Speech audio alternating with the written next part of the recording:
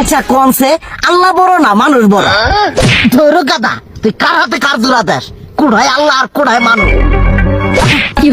যেটা কবার কইছে ওইটা কন। আল্লাহ বড় না মানুষ বড়? আল্লাহ তো বড়। আল্লাহ বড়, তাহলে আল্লাহর কথা না হইলে মানুষের কথা শুনেন কে?